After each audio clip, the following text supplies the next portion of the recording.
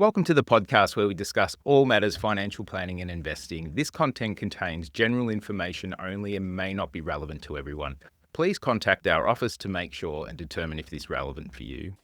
Hi and welcome to the podcast. I'm David Lochnan, and today I'm really talking about what should you invest in right now? It's a really common question that, it gets sort of put to us week after week when we speak to most people. It's just that, depending on their situation, it's like really confusing for a lot of people where they should invest. And I don't know about you. If you went back 10 years or 20 years or 30 years, you'd probably know the answer. What was the best thing to invest in back then? And then depending on your situation now, what you're earning, your experiences, what your sort of education and background is, there's so many different things that you could potentially sort of invest in. If you look on the internet, everyone's an expert out there. There's plenty of people, in the crypto space. I'm not sure if you follow anyone like Alex Hormozy in the business space. He done a book launch yesterday and made 100 million plus, which is quite incredible. So yeah, just amazing what different things you could actually invest in, whether it's crypto, whether it's business. That I know from a ton of our clients and doing reviews this week where a lot of our clients have gone from hitting that million and some, and there's plenty that have a hell of a lot more than that, but just over sort of the last 5 or 6 years and starting off with reasonable balances and moving along, superannuation is one of those silent sort of things that's, if you're looking after it, builds along in the background and can be, a nice amount of money. Or one of my reviews today with one of my clients, he has 5 investment properties. Over the last few years, he's actually done those and he's created a fair bit of equity. And that's actually more of a business because he's doing a lot of Airbnb and those type of things. And then, I've got some of my bigger investors that have made over $1 million this year just in the share market. So it's there's a whole different ways that you potentially could make some money. And it's like for yourself, and I know a lot of our clients before they started with us have that question: in your situation, where should you start? And it comes down to, depending on what you're trying to achieve or where you're trying to get to, if you're just trying to make some more money, that's probably the most dangerous point. I can give you $5, you made some more money, But if you're trying to get to a specific outcome, and that could be in the next 5 years, 10 years, 15, 20 years, to give yourself things that you think you want at this stage, whether it's freedom, choice, better holidays, look after your family. There's a whole bunch of things you could be looking to do. Your investment choices are going to be different. If you're young, you're going to be risky as, and, the crypto scene and all the different pieces and, all the internet gurus out there, there's lots of things you could go down. But generally, everyone we deal with are more sort of in their 40s and early 50s and, building up their asset class to retirement. They've more gone through the 20s and the 30s of all the, when you're in your 20s, you can bugger it up many times. When you get in your 30s, it gets a bit more serious. Generally, we've had the kids, the families, those type of things. And then when you get into the 40s, it really gets real. I always talk about it's really sort of your second or third part of your financial journey, and the last one sort of in retirement. But you're in the most crucial one because you're earning more, but also you don't have all the time in the world to mess it up and make mistakes and all that. So what you invest in becomes extremely important. And, there's a few foundations of what, we try to do as financial planners is once we actually understand, what someone wants or what they're trying to achieve, generally there's got multiple components of that. And that can be, looking after the foundation is, someone looking after their superannuation, for argument's sake. Generally, most people have got one. They haven't been looking after it well, haven't been given a lot of love, and that if that gets someone, depending if they've got 10 years, 15 years to be able to get up to retirement, that can make a huge amount of money. I was just doing a new client, what's called a statement of advice presentation today, and they follow along their plan, their starting point. They've got about 15 years to sort of build up to retirement. So, and if they follow the plan, do the contributions and investments work as they normally do, they'll end up with about 2.5 million in their super, which will provide a really good income once they get to retirement. So strategies over time, whether you're buying investment properties, whether you're buying shares, whether you're investing in businesses. So there's different things that super is one of those generally ones that more of a slow burner, more long-term. It can end up in an incredible amount of money. And that's normally a foundation investment a lot of our clients do. Then you've got, if they've got property or invest in even in their own home. So I talk about generally a lot of people have made substantial amounts of money in their own home or asset rich and cash flow poor. So their own home over the years, over the last 10, 15, 20, 30 years has become a lot of money, and that they can't access that because they don't have any cash flow. flow, but they don't want to move and all that sort of stuff. So they can look to downsize their home. You can look to use the equity to buy further leveraged investments, whether, that could be the property, it could be share market, it could be business, it could be lots of different things. And that having an allocation to property in some form can give you, I know a lot of our clients, once they get down the track, they're looking to, I want to downsize. I don't need a massive house with these kids and so forth. So they can generally grab, $500,000, it might be $1 million or even $2 million extra and downsize. And that can go towards their retirement fund. And also, there's a lot of them that will have investment properties as well that, hopefully have grown.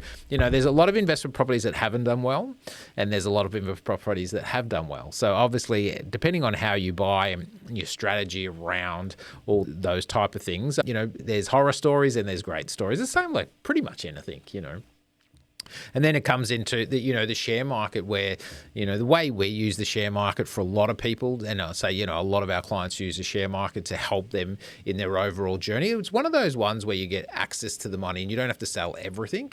So like for argument's sake, if you wanted to retire earlier than 60, you can build up investments into the share market that you can have access to, you can sell 10, 20, 30 grand at a time. And, if you're building it up to a lot of money, it's not going to have a big impact on it. Where if you buy property, or investment properties and they're heavily geared and so forth, you can't sell a bedroom or two to get some money in the short term. So they're generally a liquid, depending on your scenario and what you're trying to do, and more of a longer term sort of investment for most people. So getting the super sorted out, getting into the share market, I always find that, depending on people's risk profiles and appetite for it, it does have risk and so forth. And if you've actually got some debt, what can happen in those scenarios, it can help you pay off your debt faster using strategies around debt recycling. That's just a fancy term for saying put more off your home loan, and then on the other side, you're taking it out and borrowing some money. So you're borrowing some money to invest. But while your overall net position of your borrowing is going down, it's not going up every month. A lot of people are a lot more comfortable with that than going out and borrowing, $1 million to put whack into the share market, which generally doesn't happen these days. It used to happen back in the day, but definitely doesn't happen anymore. So got your super, got the share market, got your property, and the last one is really business. Like, the most wealthiest people in the world are business owners. They've made, extraordinary different businesses out there, and, it's probably the riskiest out there as well. So 95% of businesses in Australia, I think, fail within their first 3 to 5 years. It's an extraordinary amount of failure. But if you can get into more traditional businesses and so forth, that will pretty much, it's an active strategy though. So it's not a, superannuation, buying in the share market generally, and buying an investment property generally. They're all passive investments. So you're not actively having to work in them or put a lot of time or effort into them. Where if you go into business, generally there's a lot of, and especially if you're starting one up, there's a lot of time, effort, sweat equity, and all those type of things. So, it could be a good thing. Could be a horrible thing for a lot of people. Depends who you are. Sometimes I wonder, should I have made it easier on myself or not? But, I always love a challenge. And it's coming to that, trying to get a balance over those sort of core investments. And you don't have to do all of them. What I find is, at the end of the day, generally, if you're working away, building up your income's getting better and better as you go along, and then you look after your super, that's generally that's just a staple most people should have. I think it's going to work for a lot of people. Then you've got, the share market, depending on your debt levels or surplus cash flow levels. That's another good one that can give you access to money and flexibility. Life's about living as well, saying holidays and travel and, things happen. So you need access to some money. And then you've got investment property. Over time, property's, generally going to work phenomenally well if you buy well, the right areas, the right type of product. But there's terrible ones out there as well. So knowing what you're looking for, why you're buying, and, not buying for the old, I'm going to buy something because it's cheap scenario, which can be extremely dangerous. So property I've seen, work very well. I've done the own home strategy multiple times myself and made, really good money out of those scenarios. And then you've got the business, if you want to go into that last thing, but you don't need all of them. That's a lot of people think that they have to take a huge amount of risk to sort of get somewhere, and you just don't. You just need the right strategies, really do that for your situation. So, if you're in your 20s or 30s, your situation and strategies are going to be totally different to someone in their 40s or 50s. Someone in their 20s or 30s, they'll be in the more riskier assets. They'd probably couldn't care about super, probably don't even know what it is. But once you get into your 40s and 50s, it's like you can't mess it up. You don't want to get to 60 and go, you know what, I've got to work the next 15 years and keep working and slaving away as I have been. So it's getting the balance of using the income to make sure that, if you want to replace an income of 100 grand per annum or 150 grand per annum, that you're building up enough asset base that you're going to be able to do that. And what I find is that most people have the ability to be able to do really well and plan and get into those investments. And what stops a lot of people is just the unknown and the fear factor. So, a lot of people know they should put more money into super. They know they should have potentially bought an investment property, or they know they should have put some money into the share market. Because if you go back 15 years from where we are right now, what has happened in the last 15 years? Yeah, all those asset classes, they've done extremely well. And the thing that stops people is probably just not sure what's going to happen, and more of, just lifestyle gets in the way. Lifestyle creep can get in the way. We don't have the cash flow for this. And, there's all sorts of reasons why. But if your why becomes into getting into that position, if you want a different outcome than most other people, and let's be honest, most people, when they get to retirement, it's a terrible outcome for a lot of people. But if you want to be one of those ones that, can continue the current lifestyle that you're living and have the holidays, support the family, do all the trips and all those sorts of things, looking after yourself and just itemizing, going through your cash flow, then what asset class makes sense for you? What insurance and protection should you have in place? And then how much do you actually need, and what the hell would you do when you get down the track? And, work has taken up so much of our time through our life. Most people don't really know what they're going to do in retirement. So, a lot of people continue working, and that's what I find a lot happens. But also there's the ones that are, they don't know how they fitted work in, everyone's a little bit different.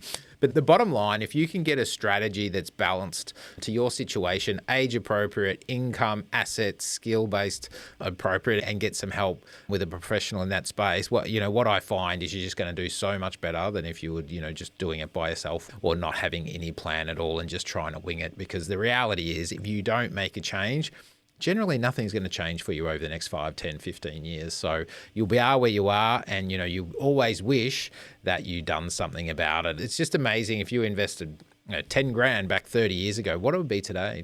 They're the challenge. Go and check that out. There's different things online, and even with AI these days, it's like, the world just is forever changing where, bloody hell, I know the internet's hasn't been around that long, and then now this AI thing's coming in, and what's next? It's just, there's so many different things. But the reality is, when it comes to financial planning and what you should invest in right now, is just really get investing into your plan, create a financial plan, get to figure out what's actually appropriate for you and investment mix and all those types of things, and understand your cash flow and where you're trying to get to, and put some time and effort into it. Because once you've got a plan, all the stress goes away, all the what ifs goes away, and really get someone, to help you implement the strategies and so forth and keep you on point. And generally, you're going to go pretty far, do really well, no matter what you do. And you might have some hiccups along the way. You learn some lessons. At the end of the day, it's all worth the journey. So I hope that helps today. Thanks for stopping by. If you need some help with any of this, feel free to book in